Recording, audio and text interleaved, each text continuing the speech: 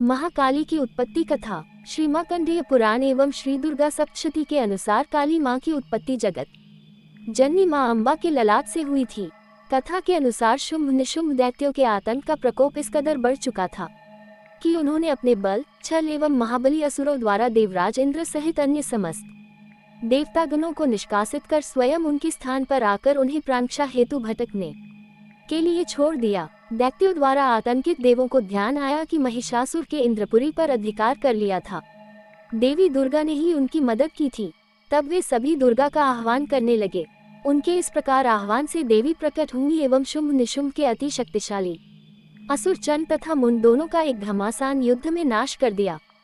चंड मुंड के इस प्रकार मारे जाने एवं अपनी बहुत सारी सेना का संहार हो जाने पर दैत्यराज शुंभ ने अत्यधिक क्रोधित होकर अपनी संपूर्ण सेना को युद्ध में जाने की आज्ञा दी तथा कहा कि आज 86 उदयुध नामक दैत्य सेनापति एवं कुंभू दैत्य के 84 सेनानायक अपनी वाहिनी से घिरे युद्ध के लिए प्रस्थान करें। कौटिवीर्य कुल के 50, धौम्र कुल के 100 असुर सेनापति मेरे आदेश पर सेना एवं कालक, दौरहृद, मौर्य व कालकीय असुरों सहित युद्ध के लिए कूच करें। अत्यंत क्रूर दुष्टाचारी असुर राज शुंभ अपने 7 सहस्र असुरों वाली महासेना लेकर चल पड़ा। उसकी भयानक दैत्य सेना को युद्धस्थल में आता देखकर देवी ने अपने धनुष से ऐसी टंकार दी कि उसकी आवाज से आकाश व समस्त पृथ्वी गूंज उठी। पहाड़ों में दरारें पड़ गईं। देवी के सिंह ने भी दहाड़ना प्रारंभ किया। फिर जगदम्बिका ने घंटे के स्वर से उस आवाज को दुगना बढ़ा दिया। धनुष, सिंह एवं घंटे की ध्वनि से समस्त दिशाएं गूंज उठी। भयंकर नाद को सुनकर असुर सेना ने देवी के सिंह को और मां काली को चारों ओर से घेर लिया। तदनंतर असुरों के संहार एवं देवगणों के कष्ट निवारण हेतु परमपिता ब्रह्मा जी, विष्णु, महेश, कार्तिकेय, इंद्रादि देवों की शक्तियों ने रूप धारण कर लिए एवं समस्त देवों के शरीर से अनंत शक्तियां निकलकर अपने पराक्रम एवं बल के साथ मां दुर्गा के पास पहुंची। तत्पश्चात समस्त शक्तियों से घिरे शिवजी ने देवी जगदम्बा से कहा, मेरी प्रसन्नता हेतु तुम इस समस्त दानव दलों का सर्वनाश करो। तब देवी जगदम्बा के शरीर से भयानक उग्र रूप धारण किए चंडिका देवी शक्ति रूप में प्रकट हुई। उनके स्वर में सैकड़ों गीदड़ों की भांति आवाज आती थी। असुरराज शुंभ निशुंभ क्रोध से भर उठे। वे देवी कात्यायनी की ओर युद्ध हेतु बढ़े।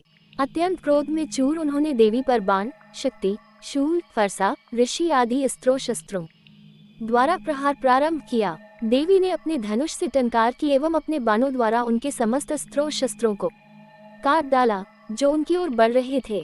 मां काली फिर उनके आगे आगे शत्रुओं को अपने शूलादि के प्रहार द्वारा विदीर्ण करती हुई व खतवान से कुचलती हुई समस्त युद्ध भूमि में विचरने लगी। सभी राक्षसों चंड मुंडादि को मारने के बाद उन्होंने रक्तबीज को भी मार दिया। शक्ति का यह अवतार एक रक्तबीज नामक राक्षस को मारने के लिए हुआ था। फिर शुंभ निशुंभ का वध करने के बाद भी जब काली माँ का गुस्सा शांत नहीं हुआ, तब उनके गुस्से को शांत करने के लिए भगवान शिव उनके रास्ते में लेट गए और काली माँ का पैर उनके सीने पर पड़ गया। शिव पर पैर रखते ही माता का क्रोध शांत होने लगा। स्तुति। महाकाली शव पर बैठी है। शरीर की आकृति डरावनी है। देवी के दांत तीखे और महाभयावह है। वे महाभयानक रूप वाली हंसती हुई मुद्रा में है। उनकी 4 भुजाएं हैं। एक हाथ में खड्ग, एक में वर, एक अभयमुद्रा में है। गले में मुंडवाला है। जिह्वा बाहर निकली है। वह सर्वथा नग्न है। वह शमशान वासिनी है। शमशान ही उनकी आवास भूमि है। उनकी उपासना में संप्रदायगत भेद है। श्मशान काली की उपासना दीक्षागम्य है, जो किसी अनुभवी गुरु से दीक्षा लेकर करनी चाहिए। देवी की साधना दुर्लभ है। विस्मयादिबोधक चिन्ह।